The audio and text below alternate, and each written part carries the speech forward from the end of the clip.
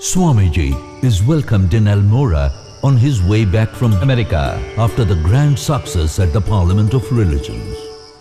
I am alive today because of this man here. Swamiji gives him some money in token of his grateful remembrance. During Swami Vivekananda's wandering days with Swami Akhandananda, Swamiji almost fainted with hunger and sank to the ground from sheer exhaustion. Swami Akhandananda rests Swamiji against a tombstone and goes to fetch water.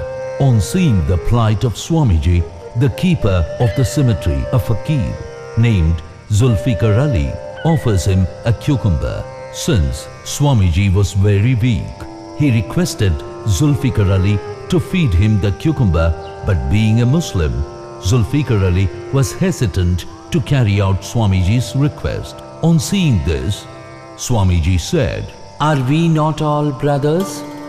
On eating the cucumber, Swamiji felt refreshed and thanked the fakir for saving his life. Why is it that everyone says, do good to others? Where is the explanation? Why is it that all great men have preached the brotherhood of mankind and greater men the brotherhood of all lives? Because whether they were conscious of it or not, behind all that, through all their irrational and personal superstitions, was pouring forth the eternal light of the Self, denying all manifoldness and asserting that the whole universe is but one.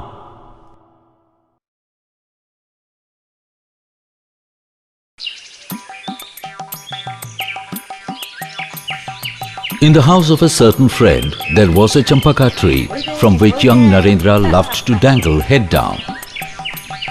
One day, as he was swinging from the tree, the old and nearly blind grandfather of the house recognized his voice, which he knew and loved so well. The old man was afraid that the boy might fall and that he himself might lose his champaka flowers.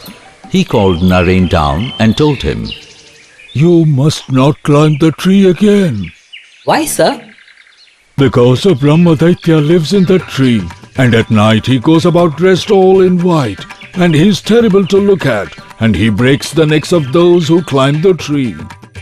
Naren said nothing, and the old man went away smiling to himself in triumph. As soon as he had gone some distance, Naren climbed the tree again. The Brahmadaitya is sure to catch you and break your neck. What a silly fellow you are. Don't believe everything just because someone tells you. Why? My neck would have been broken long ago if the old grandfather's story were true. Only a boyish lark it was, true, but significant when viewed in the light of later developments, a forecast of the time when, as Swami Vivekananda, he was to say to large audiences, Do not believe a thing because you read it in a book.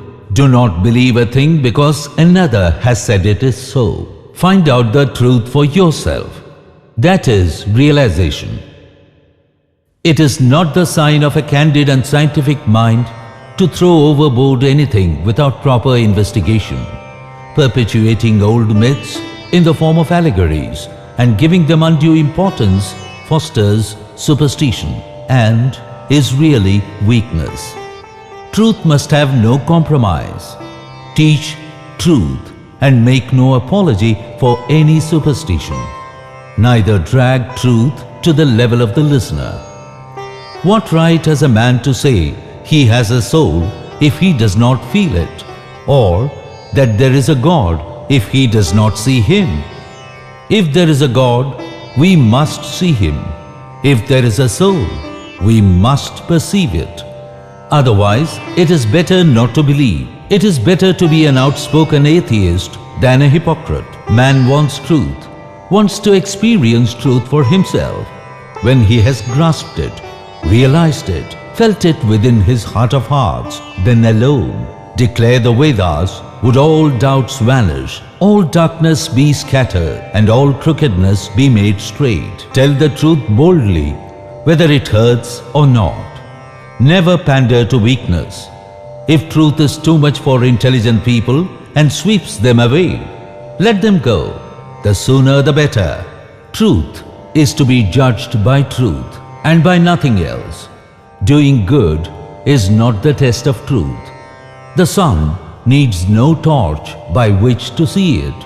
Even if truth destroys the whole universe, still it is truth. Stand by it.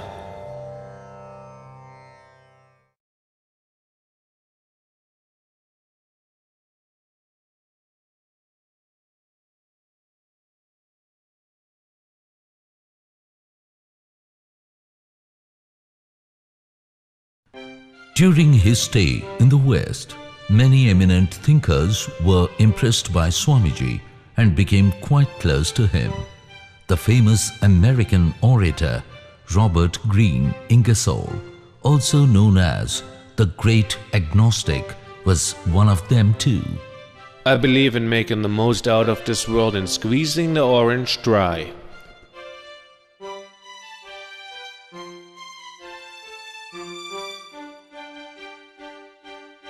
Because this world is all we're sure of.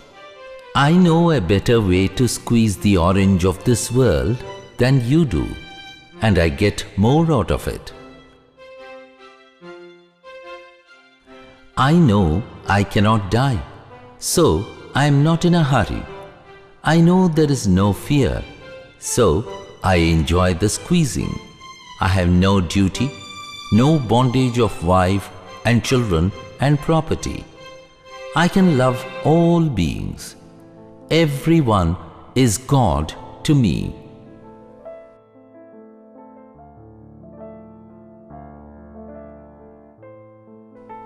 Think of the joy of loving man as God. If you squeeze your orange my way, you will get 10,000-fold more out of it. Who enjoys the picture, the seller or the seer? The seller is busy with his accounts, computing what his gain will be, how much profit he will realize on the picture. His brain is full of that. He is looking at the hammer and watching the bids. He is intent on hearing how fast the bids are rising. That man is enjoying the picture who has gone there without any intention of buying or selling. He looks at the picture and enjoys it. So, this whole universe is a picture, and when these desires have vanished, men will enjoy the world. And then this buying and selling and these foolish ideas of possession will end. The moneylender gone, the buyer gone, the seller gone. This world remains the picture, a beautiful painting. I never read of any more beautiful conception of God than the following. He is the great poet, the ancient poet. The whole universe is his poem, coming in verses and rhymes and rhythms, written in infinite bliss. When we have given up desires, then alone shall we be able to read and enjoy this universe of God. They will all reveal their true nature, and we shall smile at ourselves and think that all this weeping and crying has been but a child's play, and we were only standing by watching.